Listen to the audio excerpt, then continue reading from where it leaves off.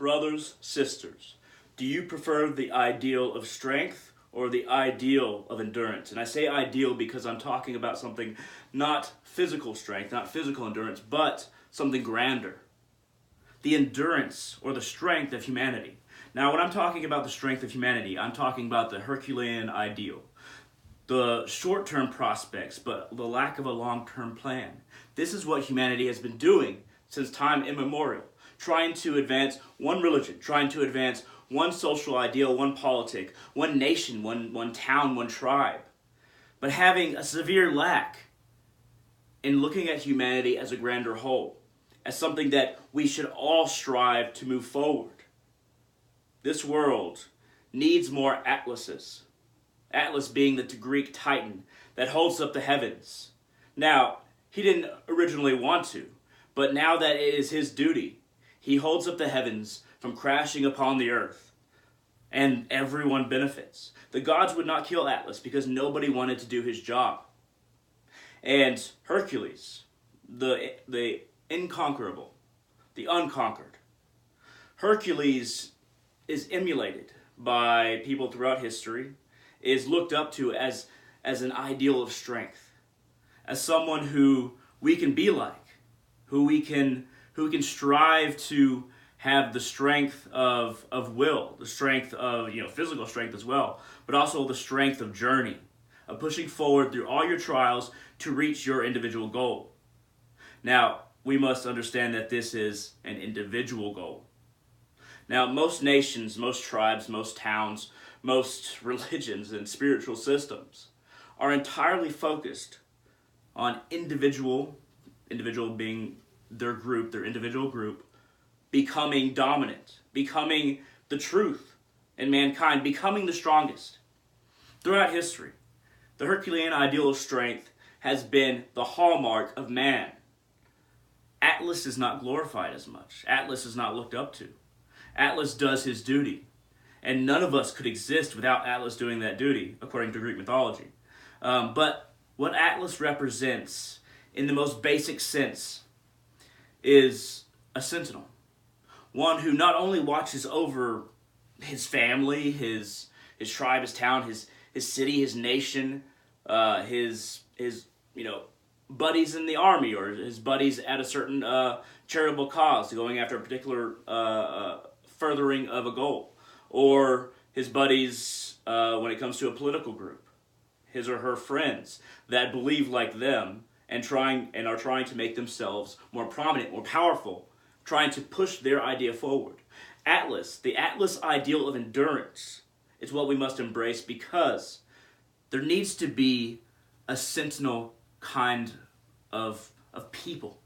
There needs to be an organization / city-state / nation that is not interested in its own parameters of humanity, that all humanity is valued the same, and everyone deserves to be protected. And we can narrow it down to protection because when we talk about, okay, what about, food? Should we just give all our food away? Now, that's certainly charitable, but it will not allow a group to last. What will allow a group to last and be an example for the rest of humanity is the Atlas ideal of endurance of protecting everyone. Protecting all those who cannot protect themselves, who are not violent, who are just trying to live, and allowing them to reach a position to where they can educate themselves however they see fit, where they can work in their lives without being assaulted or attacked. And this might sound very basic in the United States, like where a lot of us are safe, right? But around the world, there are so many people that just need protection and the ability to educate themselves. Because what I realized about hunger as well is that when you're hungry, you only focus on food. That's the only thing you can think of. And this has been true throughout human history. Nations, tribes, towns, peoples do not progress very much if there is a very large lack of food over many decades and centuries.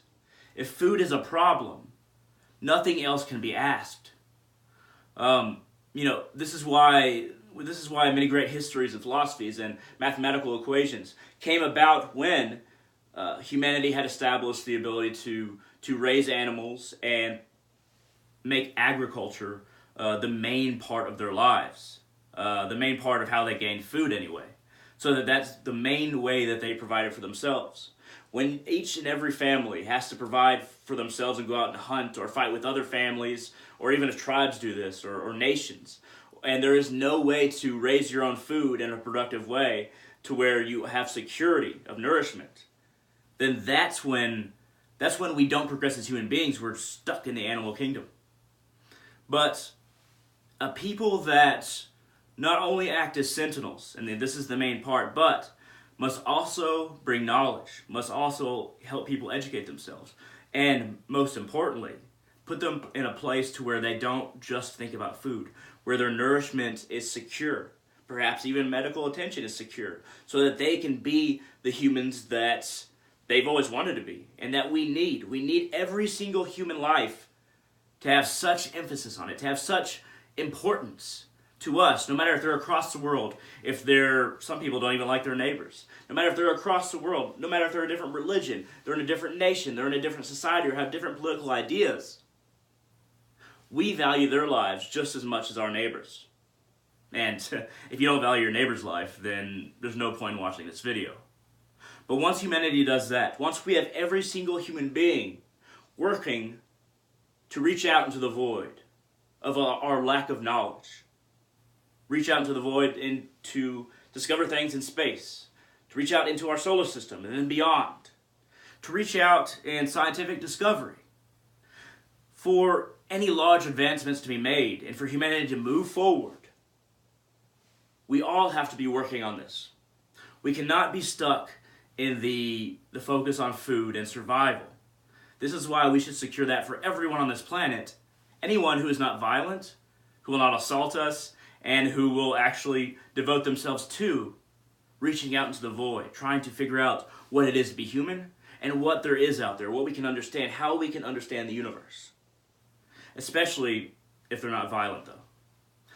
But there isn't a group of people like that. We have humanitarian groups, yes, but we don't have a people dedicated towards that.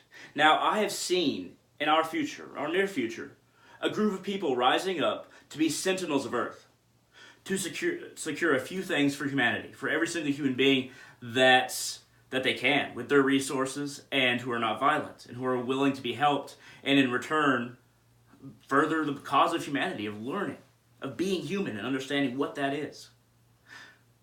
That group of people needs to try to secure, of course, like I said, food for people who don't have it, medical attention for people who don't have it, and education for people who do not have it but want it. People who don't want these things, then this group cannot help them. But I've seen in the near future, this sentinel type of person, this group that I have labeled voidist, I have seen it as becoming something that will fill a gap in what humanity needs, what we're lacking. Now, just like, I'll use an example first, and then I'll explain how it's relevant. Just like when Darwin was developing his theory of evolution, there was somebody who was developing the same theory, but was several months behind him in publishing it on the other side of the world, on the other side of the Galapagos Islands, in Europe. Somebody that was developing the same theory. I have developed this theory on my own, this idea of a voidist people who help others try to become human in the best sense, in the sense that we have what we need so we can reach out into the void and learn more about who we are and what the universe is. I've developed this philosophy. I've even written a book, but there is somebody else out there. There are plenty of people out there who will expose the world to it if I do not. The world does not rely on me. But we will see in the coming decades that this group will gain prominence. And it isn't easy to try to tell somebody that they should help somebody on the other side of the world just because it's the right thing to do. But in humanity, we are reaching a point to where human beings are willing to do that more and more because we have advanced. And we should understand our past in a very circular fashion. We should understand that just because something is in our past, there wasn't certain ideals that we can take for ourselves and use them to advance our own knowledge, our own idea of existence, and discoveries on this planet and in the universe. I'll give an example that is very basic. The Vikings. They did terrible things. They did horrible things. But there are certain ideas that they held that were admirable.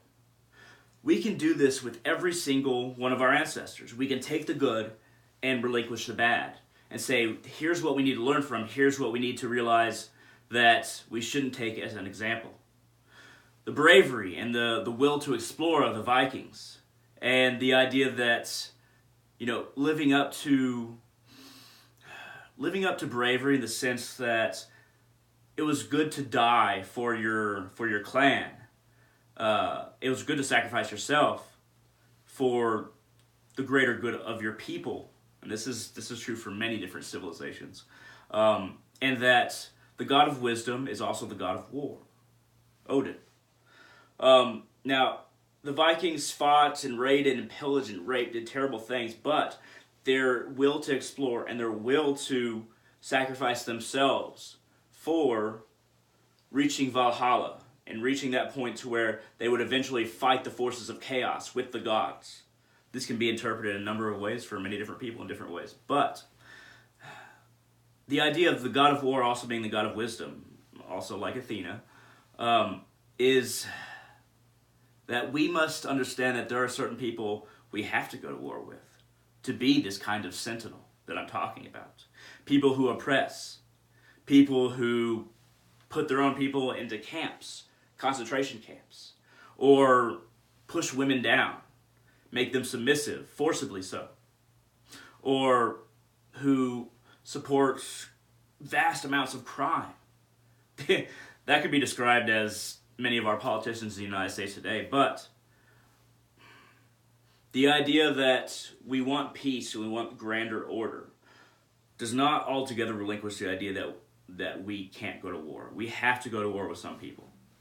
And it's not always done through an official war. Sometimes it's a war of ideas. It's a war of putting facts out there and exposing people for who they are. Or educating people so that they don't follow a group like that, or they don't support a nation like that. This has a lot of different ways you can employ this tactic. That is the wisdom of war.